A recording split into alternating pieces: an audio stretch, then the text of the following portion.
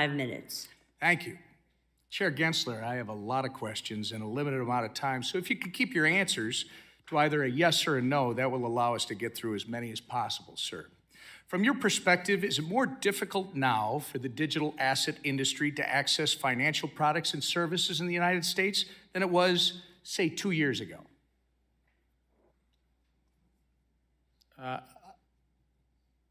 Sir, I'm not running one of those businesses. If they came into compliance, I think Reclaiming my time. The answer, sir, is yes. Do you think you and the SEC have had a role to play in that? I think we have a role to protect the American investor and the capital markets. And Reclaiming my time, sir. You have played an obvious role in that. During your tenure at the SEC, how many rules has the SEC finalized that actually accommodate the existing regulatory framework and are specifically to the digital asset industry so the crypto market can come into compliance? It's their rule books that are on the books for years, so we have not finalized any new rule specifically with regard to crypto. We've proposed some things in best execution. We've also... Sir, reclaiming my time, the answer is 0.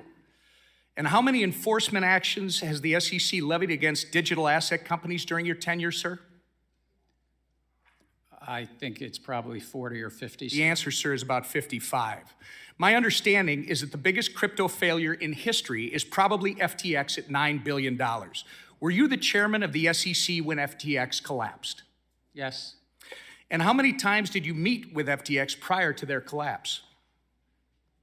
I think my public record shows 2. You met with FTX at least twice. And arguably, the second biggest crypto failure in history was Terra Luna. Who was the chairman of the SEC when Terra Luna collapsed, sir? We had brought... You were, sir. Reclaiming my time, you were. There are 5 members on the commission. Do you believe your speeches and interviews are to serve as the official position of the SEC? I can only speak for myself when I'm speaking. Again, sir, in a statement on the SEC website, you are quoted saying, the Kraken staking as a service enforcement action should make clear to the marketplace that staking as a service providers must register. But again, you haven't provided any rules for how that can be done. I must remind you, your public statements are not regulations. It's not responsible to expect the American people to assume your statements are a substitute for rules. Do you agree with this statement regarding the digital asset industry? The SEC needs additional congressional authorities to prevent transactions, products, and platforms from falling between the regulatory cracks.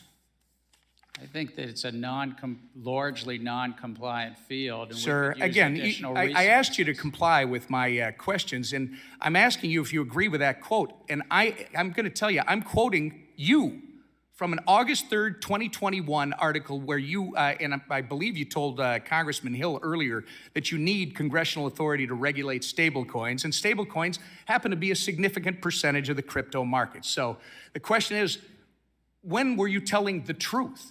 To Mr. Hill or to me? You've got to start answering these questions in a more transparent manner, sir. Does it concern you, by the way, that your approach to the digital asset industry is actually driving this industry out of the United States? We're trying to drive it to compliance, and if they're not complying with the laws, then they shouldn't be offering their products. Reclaiming my time. Madam Chair, I would like to enter into the record this Wall Street Journal article from April 14th, 2023, detailing China's ploy to open its banking system to crypto firms in an effort to seize an opportunity created by our hostile regulatory environment, which, Mr. Chair, you're a big part of. Without objection.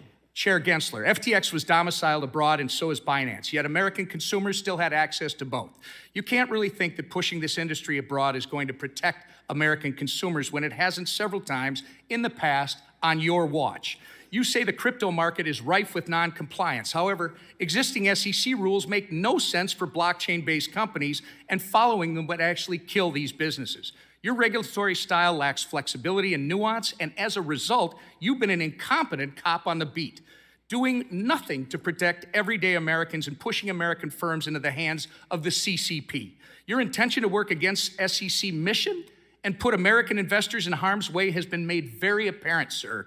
It's been a year and a half since you've appeared before this committee. You need to answer to Congress about the issues that you've had with the SEC staff union, the work environment you've cultivated at the SEC that's led to hemorrhaging of senior staff, the intellectual inconsistency of your regulatory treatment towards Bitcoin spot ETFs, and your politicization of capital formation opportunities Gentleman's time through has your treatment expired. of certain specs. And that's just to name a few.